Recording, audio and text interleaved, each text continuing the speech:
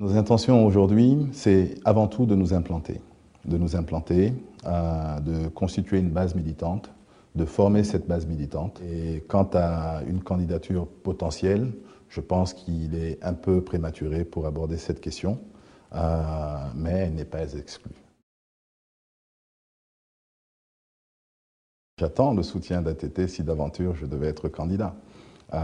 Et j'espère, puisqu'il n'a pas l'intention de soutenir aucun candidat, que son unique voix dans l'urne sera pour moi. La priorité numéro une, c'est de trouver des ressources financières. Parce que, c'est-à-dire, on ne peut pas développer avec un budget aussi exigu. Nous ne pouvons pas multiplier les centres de santé, améliorer l'école, donner de l'emploi, sans avoir les ressources qui nous permettent d'investir dans ce secteur. Les ressources viendront de plus de fiscalité. Et plus de fiscalité, ça suppose plus d'entreprises et donc plus d'emplois.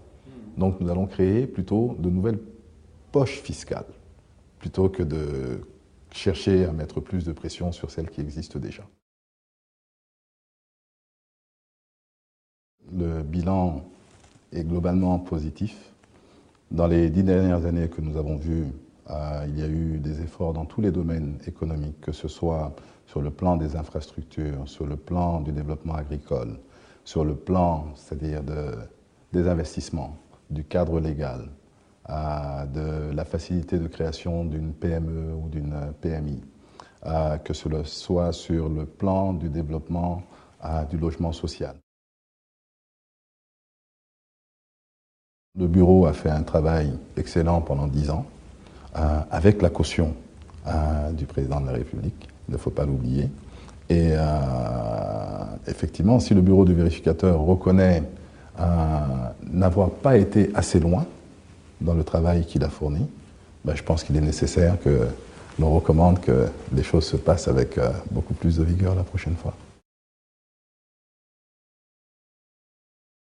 C'est un échec que je pense est partagé par toute la société malienne, les étudiants, les professeurs, l'État.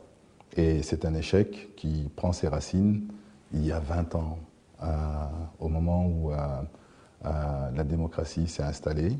Il y a eu aussi quelque peu, c'est-à-dire d'anarchie qui s'est installée en même temps, parce que les étudiants ont été appelés à jouer un rôle politique. L'école s'est politisée.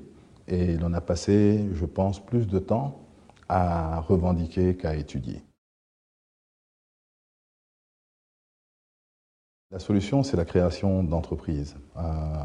Créer des emplois, c'est-à-dire au niveau de l'État, ne peut pas être périn si cela n'est suivi de productivité.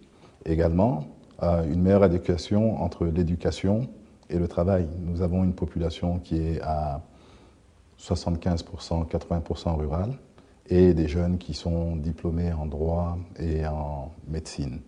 Il faudrait aller vers des filières techniques, lycées agricoles, qui permettraient non seulement de sédentariser les populations dans leurs communes locales, mais également de faire en sorte qu'ils aient plus de facilité à trouver un emploi en relation avec ceux qu'ils ont appris.